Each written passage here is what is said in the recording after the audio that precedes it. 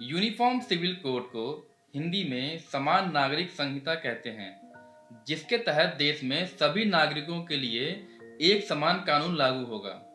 अब आप सोच रहे होंगे, देश में तो सभी के लिए एक समान कानून है। तो मैं आपको बताना चाहूँगा कि देश में दो तरह के कानून होते हैं। पहला है क्रिमिनल कानून और दूसरा है सिविल कानून। क्रिमिनल कानून में वो मामले आते हैं जो कि आपराधिक होते हैं, जैसे हत्या, हत्या की कोशिश, चोरी, डकैती, अपहरण, बलात्कार आदि। सभी अपराधों के लिए हमारे समाज में किसी भी धर्म या मजहब के नागरिक के लिए एक समान कानून है और सभी के लिए एक समान सजा निर्धारित की गई है। और सिविल कानून के अंदर वो मामले आते हैं जो आपराधिक न होकर हमारे पारिवारिक संबंधों या किसी प्रकार के कॉन्ट्रेक्चुअल विवाद हों। अब सिविल कानून में हमारे सभी धर्मों में अपने अपने अलग अलग पर्सनल लॉज हैं और उन्हीं के हिसाब से इन सारे विवादों का निपटारा किया जाता है। अब जैसा कि ये पूरा मामला सिविल कोड का है, तो आइए हम थोड़ा इसके अंदर डिटेल में जाते हैं। सिविल कोड के अंदर बेसिकली तीन प्रकार के कानून होते हैं। पहला है फैमिली लॉज, जिसमें हमारे पारिवारिक विवाद जैसे शादी, तलाक, बंटवारा इत्यादि जैसे मामले आते हैं। दूसरा है प्रॉपर्टी लॉ, जिसमें जमीन, जायदाद आदि से जुड़े हुए विवाद आते हैं। तीसरा है कॉन्ट्रेक्चुअल लॉ, जिसमें एम्प्लॉयमेंट, रेंट, लीज आदि किसी प्रकार के जो कॉन्ट्रेक्चुअल समझौते के विवाद होते हैं वो आते हैं। अब अगर हम अपने सामाजिक परिवेश में ध्यान दें तो सभी धर्मों के प्रॉपर्टी और कॉन्ट्रेक्चुअल लॉज में ज़्यादा डिफरेंस नहीं है। ज़्यादा डिफरेंस है फैमिली लॉज में। इसलिए जो एक्चुअल बहस होती है वो सिविल कोड की यूनिफॉर्मिटी पे नहीं होती है। जो बहस होती है वो होती है फैमिली कोड की यूनिफॉर्मिटी पे, जो कि सिविल लॉज का एक पार्ट है। और फैमिली लॉज में भी जो सबसे ज़्यादा डिफरेंस है वो हिंदू धर्म और मुस्लिम धर्म में है। इसलिए हमारे देश में ज़्यादातर लोगों को तो ये मसला हिंदू वर्सेस मुस्लिम लगता है, पर ऐसा नहीं है कि डिफरेंस केवल हिंदू और मुस्लिम धर्म में ही है। सभी धर्मों जैसे हिंदू, मुस्लिम, क्रिश्चियन, यहूदी, पारसी या आदिवासी, सभी धर्मों के पर्सनल लॉ में कुछ न कुछ डिफरेंस जरूर है।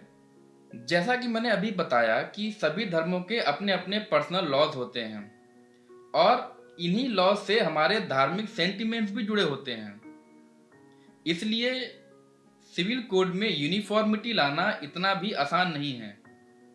वैसे आप गौर करेंगे तो सभी धर्म के पर्सनल लॉज में कुछ न कुछ कमियां जरूर हैं, चाहे वो हिंदू, मुस्लिम, सिख, ईसाई, क्रिश्चियन, यहूदी कोई भी धर्म हो। जैसे कि हिंदू धर्म में पारिवारिक संपत्ति पर महिलाओं यानी घर की बेटियों का कोई अधिकार नहीं होता था, हालांकि अब इसे संशोधित कर दिया गया है।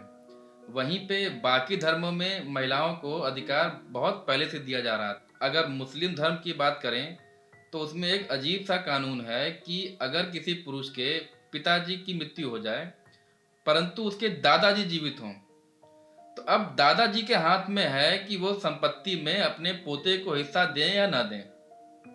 जबकि बाकी धर्मों में प्रॉपर्टी का succession generation by generation automatically होता रहता है। अगर क्रिश्चियन लॉ की बात करें तो उनके इंडियन डाइवोर्स एक्ट के अनुसार कोई भी क्रिश्चियन पुरुष अपनी पत्नी को एडल्ट्री मीन्स अवैध संबंध के आधार पे तलाक दे सकता है, परंतु यही अधिकार महिला को नहीं है। अगर किसी महिला को अपने पति से एडल्ट्री के बेस पे तलाक लेना है तो उसे उसके ऊपर कोई एक और इल्जाम साबित करना होगा, जो कि सरासर नाइंसाफी है। इसके साथ साथ अगर एक क्रिश्चियन कपल आपसी सहमति से भी डाइवोर्स लेना चाहता है तो उसे 2 साल का सेपरेशन का ड्यूरेशन बिताना पड़ता है, जबकि वहीं बाकी धर्मों में यही ड्यूरेशन 1 साल की है। ऐसे और भी कई नियम हैं, जैसे सती प्रथा, बाल विवाह, बहु विवाह यानी एक से ज़्यादा शादियां करना, 3 तलाक। इन सभी नियमों से हमारे समाज में जाति और लैंगिक मतभेद उत्पन्न होता है। समय समय पे ऐसे नियमों में बदलाव भी किए गए हैं, लेकिन अभी तक जो बदलाव आए थे वो सभी धर्मों ने अपने अपने पर्सनल लॉज में सेपरेटली किए थे। लेकिन यूनिफॉर्म सिविल कोड के थ्रू जो बात चल रही है वो चल रही है सभी धर्मों के सिविल लॉज में सामंजस्य बैठाने की, ताकि हमारे देश में धर्म या मजहब को न लेके नेशनलिटी पे कानून लागू हो और सभी धर्मों में सिविल लॉज भी एक समान हो। अब यहाँ एक बात और गौर करने लायक है कि बात नियमों को बदलने की हो रही है, ना कि किसी भी रीति रिवाज को। रीति रिवाज हम वही फॉलो करेंगे जो हम अपने धर्म में करते हैं। यहाँ कुछ सवाल भी उठते हैं, जैसे कि HUF यानी हिंदू अनडिवाइडेड फैमिली, जिसके कुछ टैक्स बेनिफिट भी हैं और ये हिंदू धर्म के अलावा किसी और धर्म के नागरिक को नहीं मिलते हैं। क्या इसे हटाने पे भी विचार किया जाएगा? और ऐसे ही कास्ट रिजर्वेशन के मुद्दे भी क्या इसमें शामिल होंगे?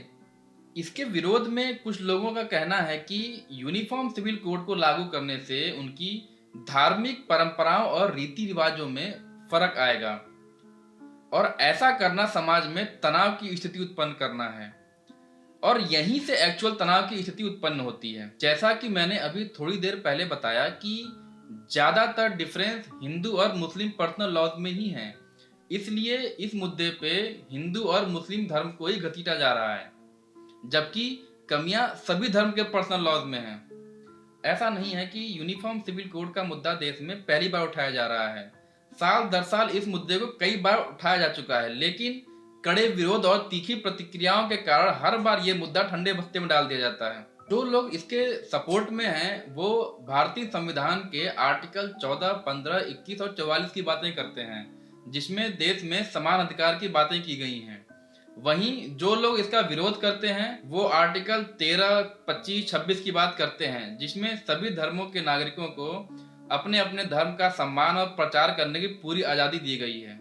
और आपकी जानकारी के लिए मैं ये भी बताना चाहता हूँ कि हमारे पड़ोसी देश पाकिस्तान और बांग्लादेश के साथ साथ मलेशिया, टर्की, इंडोनेशिया, सूडान और इजिप्ट जैसे देश भी यूनिफॉर्म सिविल कोड को अपना चुके हैं और अपने देश में पूरी तरह से लागू भी कर चुके हैं।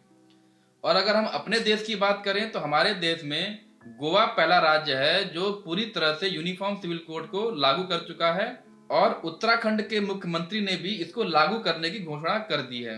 लेकिन जैसा कि हम जानते हैं कि भारत एक धर्मनिरपेक्ष देश है, इसलिए यहाँ सिविल कोड में यूनिफॉर्मिटी लाना इतना भी आसान नहीं होगा। यहाँ तक कि इंडिया में जब इंग्लिश सरकार थी तो उसने क्रिमिनल कानून में कई बार संशोधन किए, लेकिन उसने सिविल कानून में बदलाव करने की कभी कोशिश भी नहीं की।